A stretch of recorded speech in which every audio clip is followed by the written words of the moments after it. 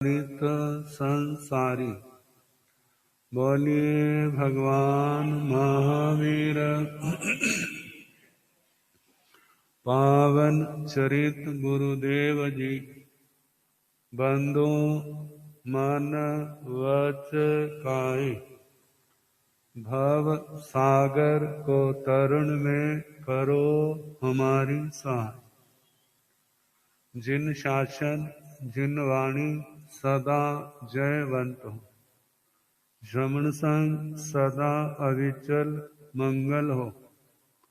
मुक्ति को प्राप्त श्रमण भगवान महावीर स्वामी, उनकी परम पावन कल्याणी भागवती वाणी वाचक प्रमुख श्री इंद्र भूति गौतम आदि गणधर भगवान जुग प्रधानाचार्य परम पूज्य श्री सुधर्मा स्वामी जी महाराज, उनकी परम पावन पाठ परंपरा वर्तमान आचार्य ध्यान योगी परम पूज्य श्री शिव मुनि जी महाराज एवं गुरुजन सबके पावन चरण सरोजों में मेरा अनंत अनंत बार वंदना नमस्कार।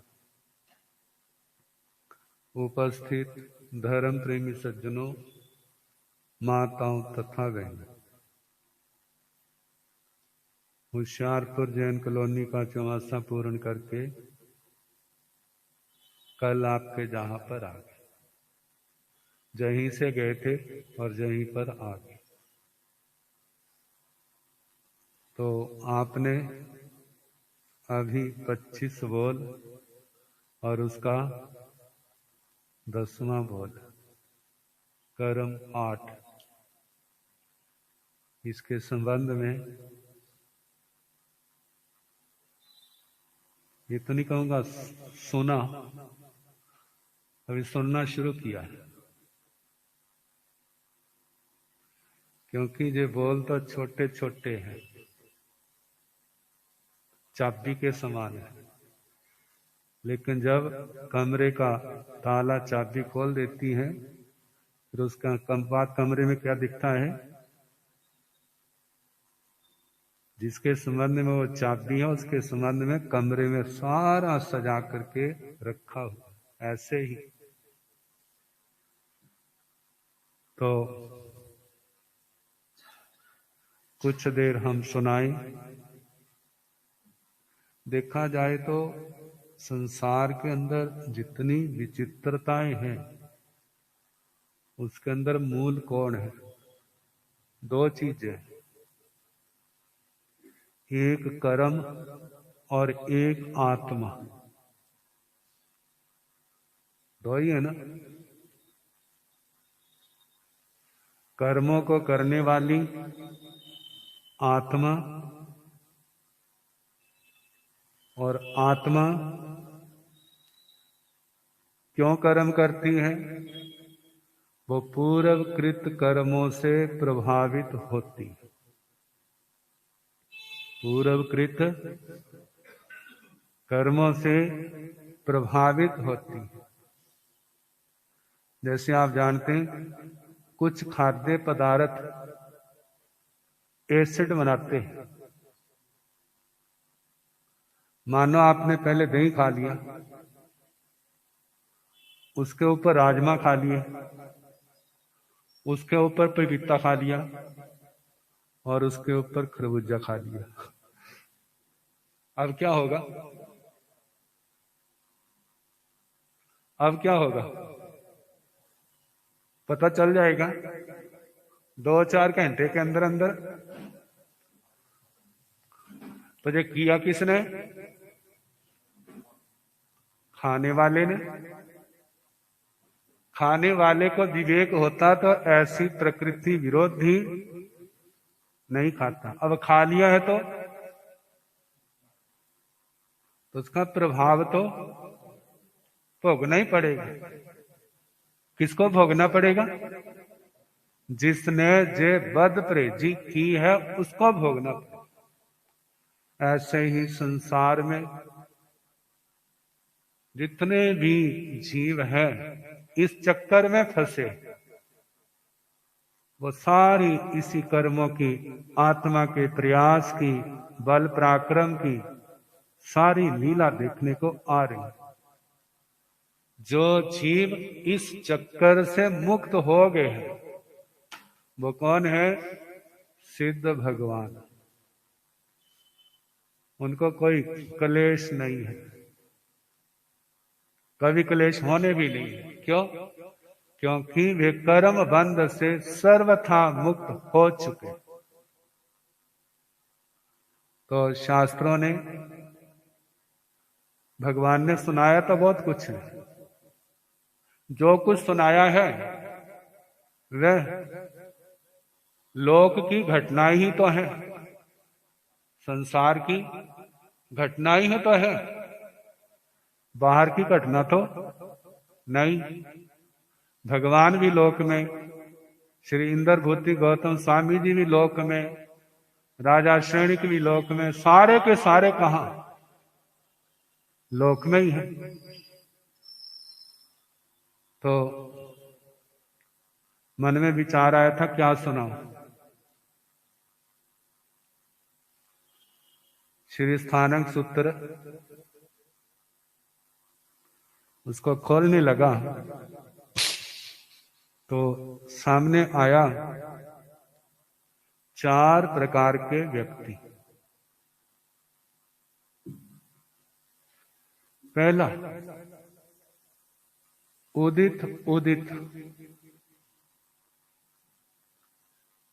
जिसको हम उदय उदय कह देते। दूसरा उदित अस्तमित, उदय अस्त। तीसरा अस्तमित उदित, अस्त उदय। चौथा अस्तमित अस्तमित, अस्त अस्त। उदय का मतलब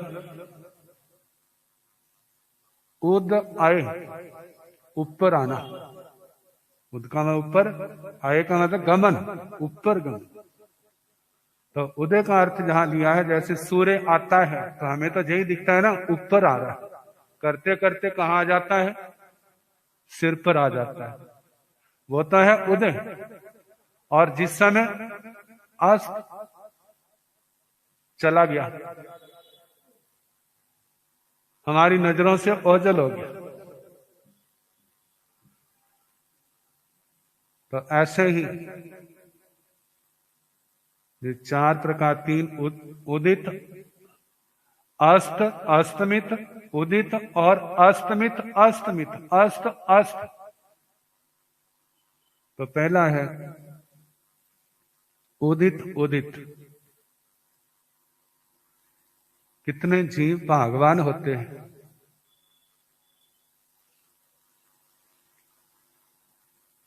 जब जन्म हुआ सब कुछ,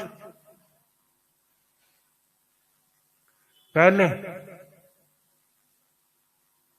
माँ बाप, दादा दादी, उनकी छत्र छाया में कितने मौजों में रहे, कोई दिमाग पर बोझ नहीं।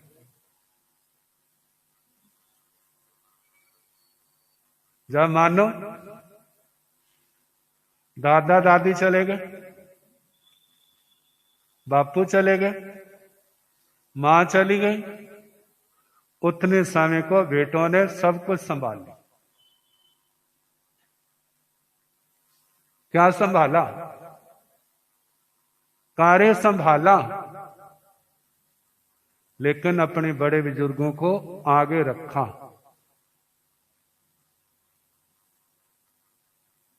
सारा जीवन कोई चिंता नहीं, कोई फिक्र नहीं, सारा दिन सुख भोगा, सारा समय। जे तो इस जन्म का उदित उदय है। अगला जन्म,